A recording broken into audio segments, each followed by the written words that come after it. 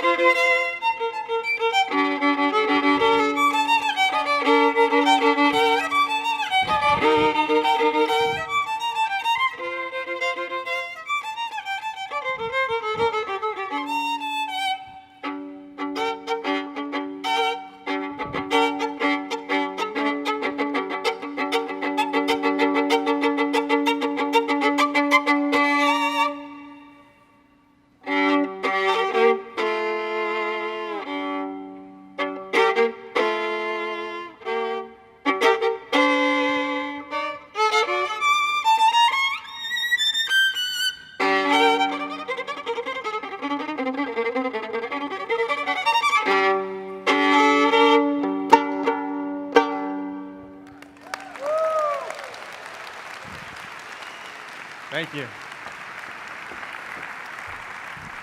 Thank you. So, growing up, I was probably the most traditional classical violinist that any of you could imagine.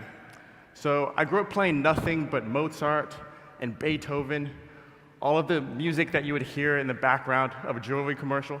That was me. And while others my age were doing these silly things like going outside and making friends, I was always getting ready for that next orchestra concert. And that was my life for many years. But then after one of these concerts, something happened that changed my life. I got home, and I was sitting in my bedroom, and I heard a knock on the door.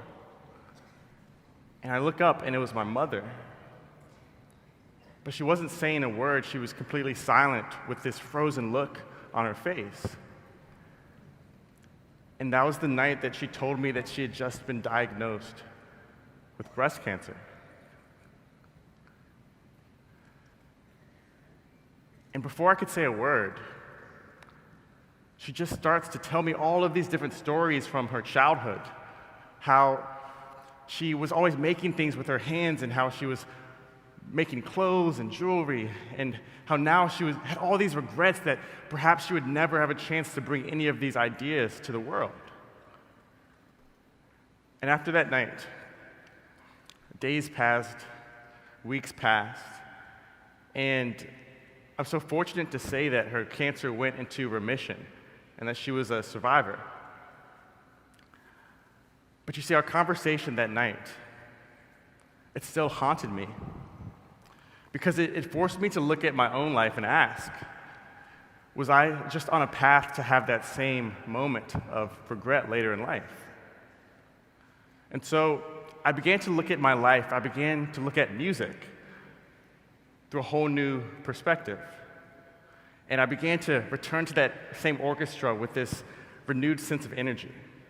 Now, by a show of hands, who here has been to a live orchestra concert before?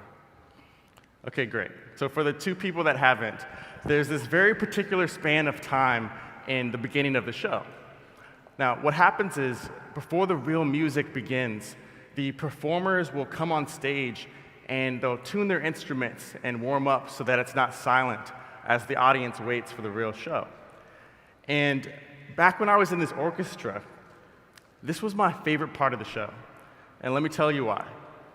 So while the performers sitting next to me, to my left and right, would always warm up to the Mozart on the music stand right in front of us, I would always use this time for a slightly different reason.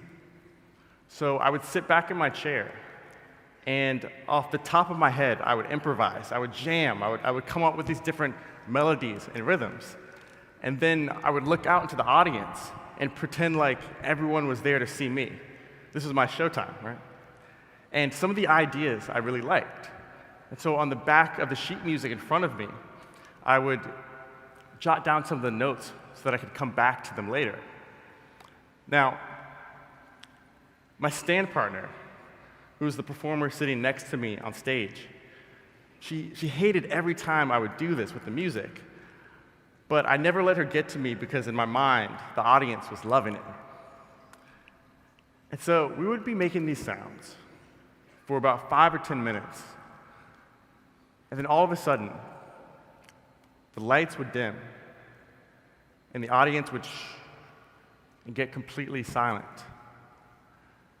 This meant it was time for the conductor to take the stage. Now, at this point in my life, the conductor was the scariest, most intimidating person that I knew. And so as he walked from behind the curtains to come to the front of the stage and step up on the podium, I had to make sure to sit up straight and turn that sheet music back over so that he couldn't see what I was writing on the back. And when he would get to the front of the stage, he would turn around and he would look at us with these piercing eyes as if to let us know that if we embarrassed him at all, he knew exactly who we were. And as he lifted his hands for us to start playing the real music, I was in this predicament. You see, because my mind was so fixated on these notes that I was writing on the back of the page, I wasn't as prepared for the real music that sat in front of me. But it was okay because I actually had a plan for this. So whenever I got to a difficult section of the music, I would do something similar to the air guitar. So I'd play the air violin, looking like the greatest professional, but without making a sound at all. And the air violin is almost like an art form in itself. It's almost like synchronized diving in the Olympics, because the worst possible scenario is for the music to end and for you to be the last person moving on stage. Now, in hindsight, I think I was a little too good at the air violin, because after one of these concerts, the conductor came to the next rehearsal and said that we needed to do something called a down the line. And a down the line is like the most intense employee review process you can imagine. So the conductor could pick any part of the music and make any performer stand up to play it one by one in front of the whole orchestra. And of course, the conductor picked a part of the music for which I was a master air violinist. And so he starts calling on people one by one to play. And it's an odd feeling to know that you're the one that he's looking for the whole time. And so now it's my stand partner's turn, which means I'm next. And she stands up to play. And she sounds like Mozart himself. She doesn't miss a note. It was perfect. And when she finishes and lowers to sit back down, she was just smiling at me because she knew what was going to happen to me next. And so I stand up to play, and after about 5 seconds, it becomes increasingly obvious that the conductor is just not a fan of the air violin at all. He cuts me off. And at first, I'm happy that he put me out of this embarrassment. But before I could sit back down, he tells me in front of everyone that I won't be able to play in the next concert. I stood there embarrassed. But that night, I practiced that part over and over again. And over time, that same right hand technique that I was avoiding so much, that same technique is what allows me to play different rhythms on the violin today. In fact, that first piece of music I just performed for you, I composed it, and I was only able to do so because of that same technique.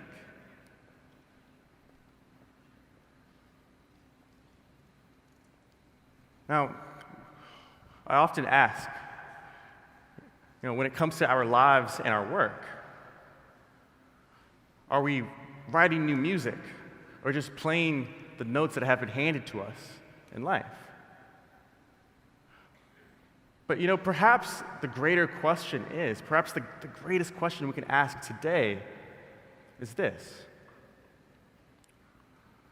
what do we do with the difficult music that's already sitting in front of us? When it comes to the circumstances that make us feel weak, do we avoid them? Do we play the air violin in life? Do we just play the music that makes us sound good? Or do we dare to play the music that will make us stronger?